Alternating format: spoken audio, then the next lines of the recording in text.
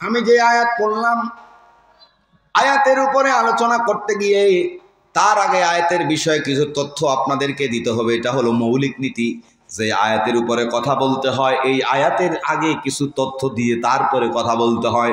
আমার বন্ধুগণ, যে আয়াত আমি পড়েছি এই আয়াতের অর্থ হলো ইয়া আইয়ুহান নাস, হে মানব মণ্ডলী, উবুদু রব্বাকুম, তোমরা ইবাদত করো তোমাদের ধরে কোন তোমাদের আল্লাযী খলাকাকুম ওয়াল্লাযীনা মিন ক্বাবলিকুম, যিনি তোমাদেরকে সৃষ্টি করেছেন, তোমাদের পূর্ববর্তীদেরকেও সৃষ্টি করেছেন, লাআল্লাকুম তাত্তাকুন, যাতে করে তোমরা তাকওয়াবান হতে পারো। সুবহানাল্লাহ পড়েন।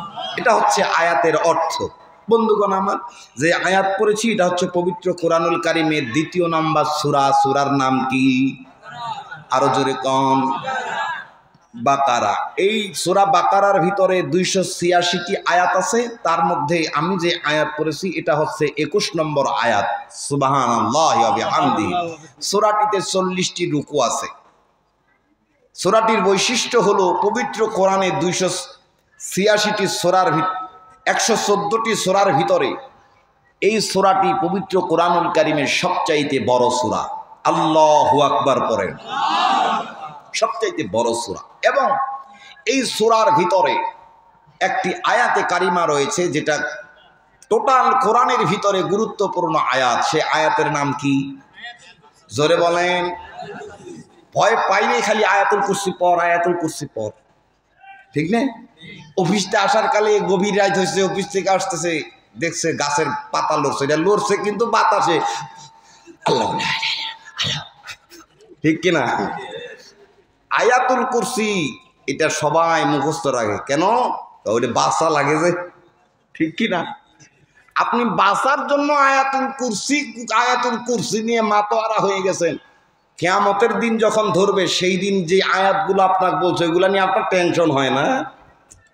আপনাকে বলছে আকিমুদ্দিন, দিন কায়েম করো, আপনি দিন কায়েম করলেন না, এই গাছের বাতাস না, আল্লাহর কাছে যে বাতাস উঠবে জাহান্নামের, এই দিন আপনি কি আয়াতুল কুরসি পড়ে বাঁচবেন?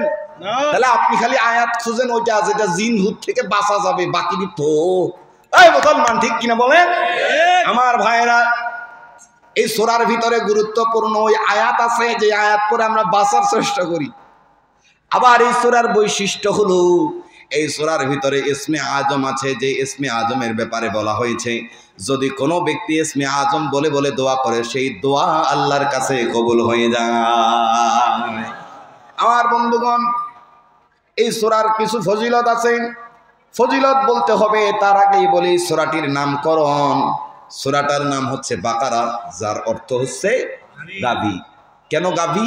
এই সূরার ৬৭ থেকে ৭৩ নম্বর আয়াত পর্যন্ত বনি ইসরাইলদের গরু জবে করার ঘটনা আছে। এই ঘটনাকে কেন্দ্র করে, ওই যে গরু জবে করছে না, এই ঘটনাকে কেন্দ্র করে সূরাটির নামকরণ করা হয়েছে বাকারা। সুবহানাল্লাহি ওয়া বিহামদিহি। ভাইরা আমার, এই সূরার ফজিলত হলো বিশ্বনবী মুহাম্মদ রাসূলুল্লাহ সাল্লাল্লাহু আলাইহি সাল্লামের যতগুলো হাদিস আছে, ৮৬টা গ্রন্থের একখানা হাদিস গ্রন্থ আছে মুসলিম শরীফ। চিনেন না নাই আপনারা? এই মুসলিম শরীফের ৮০৪ নম্বর সিরিয়ালে হাদিসখানা পাওয়া যায়। বিশ্বনবী মুহাম্মদ রাসূলুল্লাহ সাল্লাল্লাহু আলাইহি সাল্লাম বলেছেন এইরকম, তোমরা কোরআন শরীফ বেশি বেশি তেলাওয়াত করবে, কারণ এই কোরআন কিয়ামতের ময়দানে বান্দার জন্য সুপারিশ করে জান্নাতে নেবে। শুধু তাই নয়, ওই হাদিসে বলা হয়েছে তোমরা ২টি সূরা বেশি পড়বে, সূরাতুল বাকারা এবং সূরা আল ইমরান। জোরে বলেন কি কি সূরা? সূরা বাকারা, সূরা আল ইমরান। ওয়াজ শুনবেন, কিছু শিখেও যাবেন, যেন জীবনে কিছু কাজ হয়, ঠিক কি না?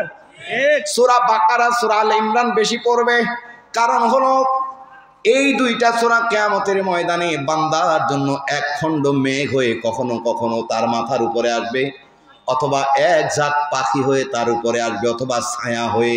বলা হয়েছে এরা এই জন্য আসবে, এরা এসে বান্দার জন্য জাহান্নাম আর তার মাঝখানে ব্যারিকেড হয়ে দাঁড়িয়ে যাবে। ও মুসলমান ভাইরা, শুধু তাই নয়, যেই সূরার আয়াত করেছি এই সূরার আরো কিছু ফজিলত আছে। এই ফজিলতগুলোর ভিতরে আরেকটা ফজিলত হলো বিশ্বনবী মুহাম্মদ রাসূলুল্লাহ সাল্লাল্লাহু আলাইহি সাল্লামের জামানায় যখন যুদ্ধে পাঠানো হতো, যুদ্ধের সেনাপতি নেতৃত্ব কে দেবে এটা বাছাই যখন করা হতো, তখন এইভাবে বাছাই করা হতো, দেখতো যার সূরা বাকারা সূরা আল ইমরান জানা আছে তাকেই যোগ্যতা সম্পন্ন মনে করে যুদ্ধের ময়দানে নেতৃত্ব দেওয়ার জন্য বাছাই করা হতো। তাহলে এবার আপনাদেরকে বলতে হবে যে সূরার আয়াত পড়া হয়েছে, সূরার গুরুত্ব কম না বেশি? এজন্য আমরা বেজার না খুশি? আমরা তাহলে শেষ পর্যন্ত থাকতে রাজি আছি? কারা কারা রাজি আছি হাতগুলো খোলা ময়দানে আল্লাহকে দেখায় দেন। লিল্লাহে তাকবীর। হাতগুলো নামান। এই পথ আল্লাহর রাসূলের পথ, যেই পথে সর্বদা থাকে রহমত, প্রাণে প্রাণে নাজাতের বাজবে শানাই, শুধু তাই শুধু তাই আহা শুধু তাই তোমাকেও সে মিছিলে স্বাগত জানাই। নারায়ে তাকবীর। আমার বন্ধুগণ, সূরার হলো ফজিলত। এবার চলে যাই আমরা আয়াতের ব্যাখ্যার দিকে। আয়াতের প্রথম কথা, ইয়া আইয়ুহান নাস, হে মানব মণ্ডলী। আমরা যারা এখানে এসেছি আমরা মানুষ। আমরা কি মানুষ? যারা আসে নাই এরাও কি মানুষ? যে কালো হ্যাঁ কি মানুষ? যে সাদা সে কি মানুষ? লম্বা যে মানুষ, খাটো যে মানুষ, সবাই মানুষ। তাহলে আওয়ামী লীগ যে করে, বিএনপি মানুষ, জাতীয় পার্টি মানুষ, জামাত ইসলাম, হেফাজত, খেলাফত, ইসলামী ঐক্যজোট, সমস্ত দলের কথা এখানে, ঠিক কিনা? আয়াতের ব্যাখ্যা আপনাকে ভালো করে বুঝতে হবে। যদি এখানে একটা আয়াতের ব্যাখ্যা আপনি বুঝতে পারেন তাহলে আপনাকে সরাতে কেউ পারবে না, ইনশাআল্লাহ। তাহলে আপনাকে বললো হে মানব মণ্ডলী, তার মানে পৃথিবীর 14 গোষ্ঠী যত মানুষ আছে, নারী পুরুষ, সাদা কালো, উঁচা লম্বা, যত দল আছে মত আছে, সব মানুষকে বলা হচ্ছে। এখানে হিন্দু খ্রিস্টান বলা হয়নি, সমস্ত মানুষকে উদ্দেশ্য করা বলে বলা হচ্ছে হে মানব মণ্ডলী, হে মানুষ শোনো, ও বুদু রব্বাকুম, তোমরা ইবাদত করো কার? আরো জোরে বলেন। আপনি যখন দেখবেন কোরআনের আরো কিছু আয়াত আছে, ইয়া আইয়ুহান নাস ইত্তাকু রাব্বাকুমুল্লাযী খলাকাকুম, এখানেও আল্লাহ তাআলা ইয়া আইয়ুহান নাস বললেন, হে মানব মণ্ডলী, ইত্তাকু রাব্বাকুম, তোমাদের রবকে ভয় করো। এই যে আয়াতগুলোর শুরুতে মানুষকে সম্বোধন করা হয়, এর দ্বারা বোঝা যায় পৃথিবীতে যত শ্রেণীর মানুষ আছে, যত দলের মানুষ আছে, যত উঁচু নিচু সাদা কালো যা আছে, চেহারা ভালো হোক মন্দ হোক, সমস্ত মানুষকেই ডাক দিয়ে বলছে কে? উবুদু রাব্বাকুম, তোমরা ইবাদত করো কার? আল্লাহর ইবাদত করো। ইবাদত কাকে বলা হয়? আমরা ইবাদত বলতে বুঝি নামাজ পড়ো, আমরা ইবাদত বলতে বুঝি মাহে রমজানের রোজা রাখো, আমরা ইবাদত বলতে বুঝি দান করো, সাদকা করো, আমরা ইবাদত বলতে বুঝি টাকা হইছে উমরা যাও, হজ করো, আমরা ইবাদত বলতে বুঝি যাকাত দাও, সামর্থ্য আছে, আমরা ইবাদত বলতে যেইগুলো বুঝি এগুলো সব ইবাদত। কিন্তু এইগুলো দিয়েই তো ইবাদত পরিপূর্ণ হয় না।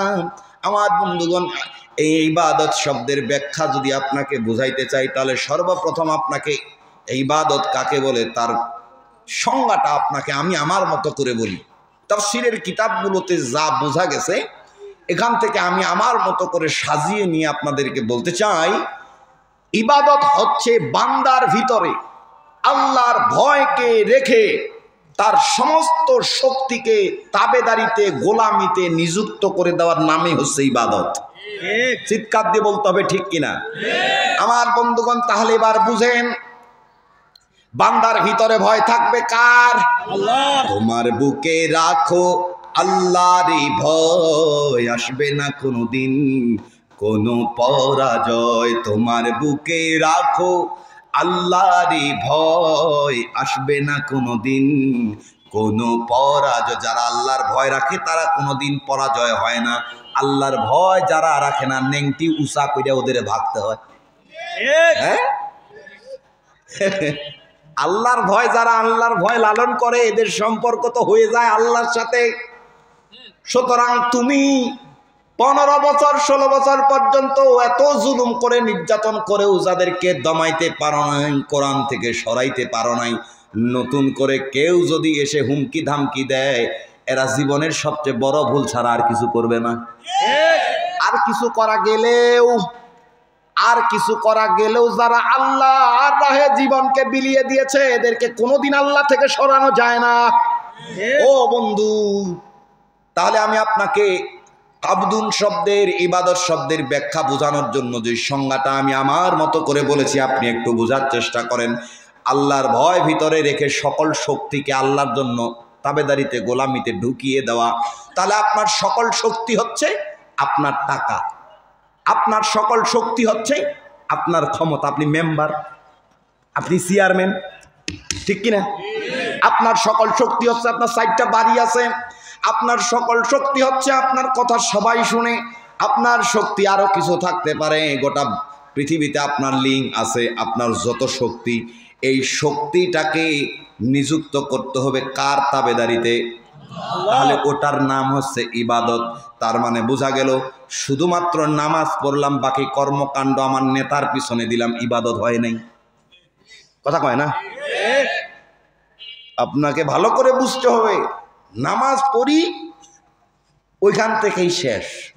হুজুর রাখছি বেতন দিয়া, হুজুর সূরা তো আমরা পারি না, এই জন্য আপনাকে বেতন দিয়া রাখছি, পিছনে আমরা আছি, আপনি খালি সূরা পড়েন। কথা কয় না? আমার কথা কি আপনি বুঝতেছেন?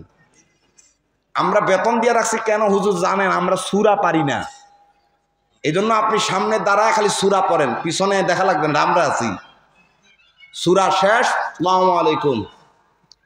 ঠিক কিনা মুসলমান? আমার ভাইরা, নামাজ পড়লাম, রোজা রাখলাম, 5 ওয়াক্ত নামাজের ভিতরে ইহদিনাস সিরাতাল মুস্তাকিম পড়লাম, আল্লাহর কাছে জান্নাতের পথের কামনা করলাম। কিন্তু নামাজ পড়ে আসার পরে ওই যে জান্নাতের পথ কামনা করা ব্যক্তিটা ওখান থেকে আসার পরে ভুলে গেছে যে কোন পথ চাইছি। এসেই আবার ইহদিনাস সিরাতাল মুস্তাকিম কামনা করার ব্যক্তির গলায় অস্ত্র ধরে, ছুরি ধরে, লাগলে মাইরাও ফালায়। ঠিক কিনা ভাইরা আমার? আমার বন্ধুগণ, চাইলেন কি আর করছেন কি? আপনি চাইলেন কি আর করছেন কি?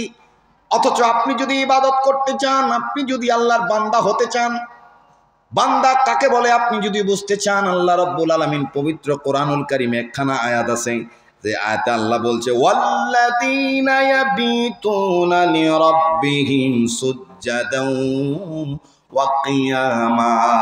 আল্লাহু আকবার। আল্লাহ বলছে বান্দা হচ্ছে তারা যারা সুজ্জাদা ওয়া কিয়ামা, সিজদায় পড়ে যায় কার কাছে? আবার কিয়ামা যারা রাতের আধারে দাঁড়িয়ে যায় কার জন্য? আমার বন্ধুগণ, তাহলে বান্দা হতে গেলে সেজদায় পড়তে হবে।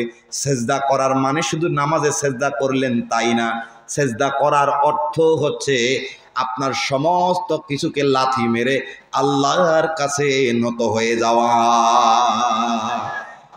আমার বন্ধুগণ, তাহলে আমরা ইবাদত আর আব্দুল বান্দা কাকে বলে আমরা বুঝলাম। তাহলে আপনি তো নামাজ পড়লেন, রোজা রাখলেন, মনে করলেন আমার মতো আর কোনো বান্দা নাই, আমার মতো কেউ ইবাদত করে না। আপনি খেয়াল করুন, জিবরাইল আলাইহিস সালাম যখন আল্লাহকে বলল, হো আল্লাহ তুমি তোমার কোন বান্দাকে বেশি ভালোবাসো? আল্লাহ বলল যে সেজদা করে। সুবহানাল্লাহ পড়বেন না? শ্রমিক ভাইরা অফিস থেকে আসে, এসে কত সুন্দর আবার সেজদা করতে মসজিদে যায়। সেজদা করলে আল্লাহর কাছে ভালো লাগে না মন্দ লাগে? সেজদা করে শ্রমিক ভাইরা, দিনমজুর ভাইরা, ব্যবসায়ী ভাইরা সেজদা করে আল্লাহর কাছে। আল্লাহ বলল যে সেজদা করে তাকে আমি বেশি ভালোবাসি। জিবরাইল আলাইহিস সালাম এবার বুদ্ধি করে চিন্তা করলেন, যেহেতু সেজদা করলে বেশি ভালোবাসে, তাহলে টানা সেজদা করা শুরু করে দেই। টানা সেজদা করলেন এক এক করে 30 বছর। জোরে বলেন কয় বছর? 30 বছর সেজদা করার পরে জিবরাইল আলাইহিস সালাম চিন্তা করলেন, আমারে আর পায় কেডা? হ্যাঁ, সেজদা করলে যেহেতু আল্লাহ ভালোবাসে, আমি 30 বছর করলাম, আমাকে আর পায় কে?